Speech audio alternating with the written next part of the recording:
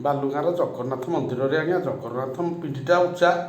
ସେଠୁ ଦିଦି ଦାଦା ପଡ଼ିକି ଗୋଡ଼ ଛୋଟା କରିଥିଲି କେତେ କଥା ତାପରେ ସେଠି ଟୁଙ୍ଗି ଖେଳ ବା ଯେଉଁ ବାଟି ଖେଳ ସବୁ ମୋ ଉପରେ ସବୁ ତ ମାନେ ଚାଷ ଖେଳଠୁ ସରି ସବୁ ପ୍ରହାର କରନ୍ତି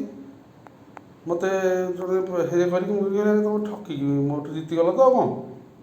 ଏତେ କଥା କ'ଣ ଖାଇବ ବୋଲି ତ କ'ଣ ଠକିକି ଜିତିଗଲ ତ ଖାଇବ ବୋଲି ଆଉ କ'ଣ କାରଣ ଜଗନ୍ନାଥଙ୍କ ପଟେ ଗଲେ ସେଦିନ ମୋର କାମ ବନ୍ଦ ଆଜ୍ଞା ଫର୍ଣ୍ଣିଚରର ଯଦି ମୋ ବାରିପଟେ ଗୋଟେ ଏଡ଼ିକି ଗୋଟେ ଗୋଧାଟେ ଥିଲା ଆଉ କ'ଣ ଗୋଧାଟେ ଥିଲା ଯେ ଗୋଧାଟେ ଯାଉ ଯାଉକା ଗୋଟେ ଆଜ୍ଞା ଗୋଲେଇରେ ବୋଧେ ଫୁଟେରୁ ଅଧିକ ହେଇପାରେ ଏପଟକୁ ସେପଟ ସେଇ ଦିନଠୁ ହେପଟ ସେ ବନ୍ଦ କରିଦେଲେ ଆଉ କ'ଣ ଲମ୍ବା କୁଆଡ଼େ ସିଆଡ଼େ ଭିତରେ ଆଡ଼େ ଅଳିଆ ଥିଲା ଏଇ ଗୋଟେ ଫାମ୍ପ ବୋଲି ଥିଲା ବାଲୁଗାଁର ମୁଁ ସେଇ ଦିନଠୁ ସେପଟେ ଆଉ ଗଲିନି କାହିଁକି ଏପଟେ ଯାଉଥିଲି ମାହାତ ମଣ୍ଠିକି ମୁଣ୍ଡିଆ ମାରିକି ଯିବି ଆଜି କେମିତି ମୋ ଗୁରୁ ନ ବାଡ଼ନ୍ତୁ ବୁଝିଲେ କି ଆଜ୍ଞା ଟୁଙ୍ଗି ଖେଳ ବାଟି ଖେଳ ସବୁ ଖେଳରେ ମୋତେ ଜଣେ କହିଲା ମୁଁ କହିଲି କ'ଣ ତୁ ଗଭର୍ଣ୍ଣର ପୁଅ ହୋଇଗଲ ମୋର ତାଡ଼ି ପକେଇବୁ କି ଜୟ ଜଗନ୍ନାଥ।